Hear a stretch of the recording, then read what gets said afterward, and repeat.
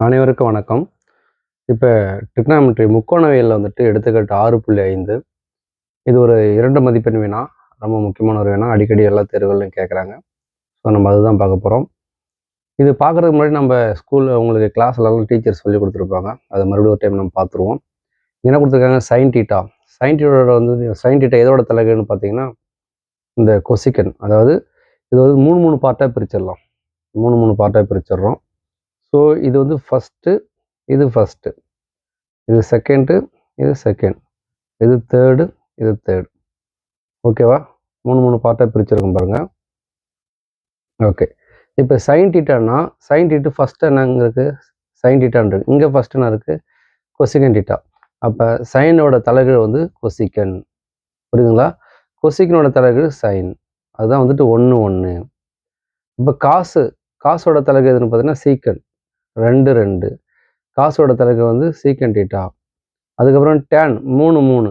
டேனோட தலைகீழ் வந்து God theta. So அந்த மாதிரி எழுதிட்டா நம்ம ஈஸியாக இந்த கணக்கை நம்ம போட முடியும். ஓகேங்களா? அதுக்காக தான் இந்த வேலை நம்ம பார்க்குறோம். அப்போ சைன் டீட்டானா நம்ம எப்படி எல்லாம் ஃபஸ்ட்டு என்ன இருக்குது? Sine theta. சைன் டீட்டாங்க ஆப்போசிட் நம்ம என்னன்னு சொல்ல முடியும்? இங்கே ஒன்றுனா இருக்குது, கொசிக்கன் டீட்டான்னு இருக்குது. அப்போ நம்ம எப்படி எல்லாம் 1 கொசிக்கன் டீட்டா. ஓகே. நெக்ஸ்ட்டு 2 என்ன இருக்குது? காஸ் டீட்டா இருக்குது. இங்கே 2 என்ன இருக்குது? சீக்கன் டீட்டா இருக்குது. அதே இப்போ எப்படி இதெல்லாம் நம்ம 1 சீக்கன் டீட்டா. அதுக்கப்புறம் 3 இங்கேனா இருக்குது, டேன் இருக்குது. இங்கேனா இருக்குது 3 காட் இருக்குது. அப்போ 1 காட் டீட்டா. அப்போ கொசிக்கன் வந்துட்டு இப்போ நம்ம கொசிக்கன் இது ஃபஸ்ட்டு மேலே என்ன இருக்குது? சைன் இருக்கா? அப்போ சைன் இங்கே தலைகீழ் போடுங்க. 1 சைன் டீட்டா. தலைகீழ்னா இது கீழே ஒன்றுமே இல்லைன்னா 1 இருக்குன்னு இது தலைகீழ் போட்டால் 1 சைன் வந்துடும். அந்த மாதிரி மீனிங் தான். ஓகேவா? இப்போ காசு இங்கே ஒன்றுமே இல்லைன்னா 1 இருக்குது, அது தலைகீழ் போட்டால் 1 கொசிகன்.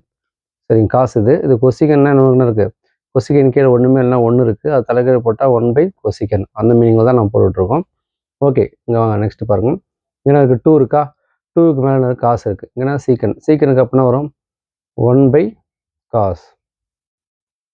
காட்டுங்க 3 இருக்குது, இங்கே 3 இருக்குது. அப்போ காட்டுக்கு தலைகீழ் நம்ம என்ன வரும்? 1 டேன்.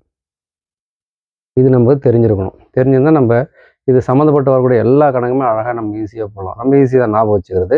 நெக்ஸ்ட் இது ஒரு ஃபார்முலா, இது ஒரு முக்கியமான ஃபார்முலா. நமக்கு வந்து சைன் வேணும்னா காசு அந்த பக்கம் அனுப்பணும், காசு வேணும்னா சைன் அந்த பக்கம் அனுப்பணும். அவ்வளோதான். அது ஒரு 2 ஃபார்முலா கிடச்சிரும். இப்போ நம்ம சைன் வேணும்னு வச்சுக்கோங்களேன். சைன் ஸ்கொயர் டீட்டா வேணும் அப்படின்னா இந்த 1 இங்கே வச்சுக்கலாம். இந்த ப்ளஸில் இருக்கிற காஸ் ஸ்கொயர் டீட்டா அந்த பக்கம்னா மைனஸ் காஸ் ஸ்கொயர் டீட்டான்னு மாறிடும். ஆமாம் தானே? சொல்லியிருப்பாங்களே டீச்சர்ஸு. ஸோ அதான் நம்ம யூஸ் பண்ண போகிறோம். ஓகேங்களா? Sine square theta sine square theta plus cos square theta equal to 1. நம்ம எது வேணுமோ அதை இங்கே வச்சுட்டு இன்னொன்று அந்த பக்கம் அனுப்பிடலாம். ஸோ நம்ம 1ஓட வேல்யூ கிடச்சிரும். ஓகேங்களா?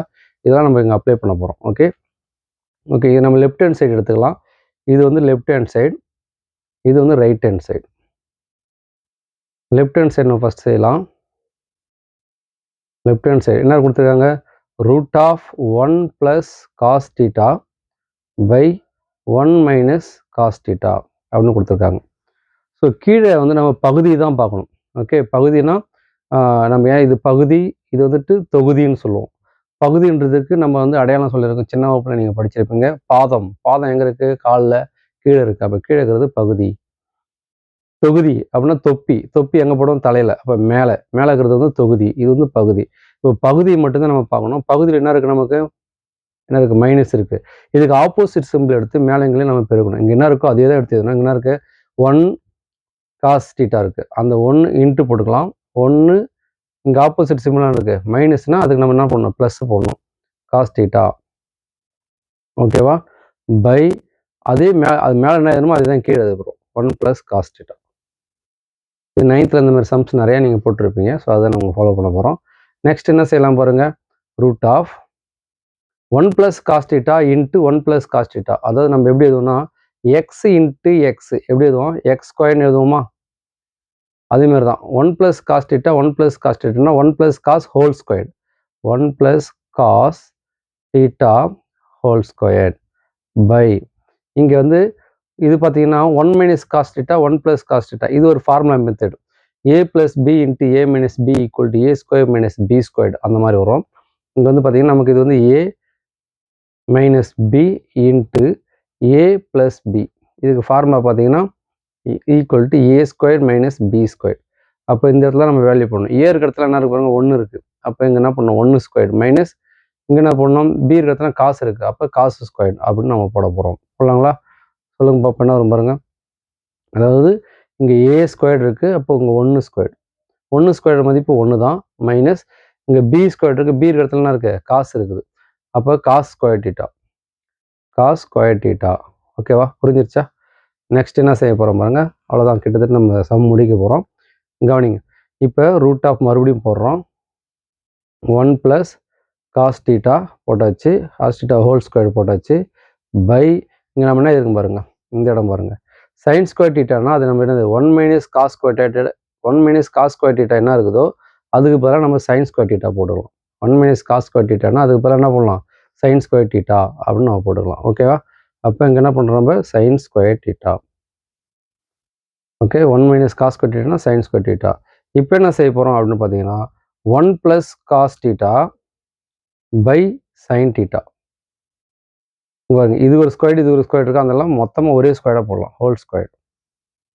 1 + cos square theta, 1 + cos whole square sine square. இந்த ஸ்கொயர் மேலே ஒரே ஸ்கொயராக கொண்டு வந்துட்டோம்.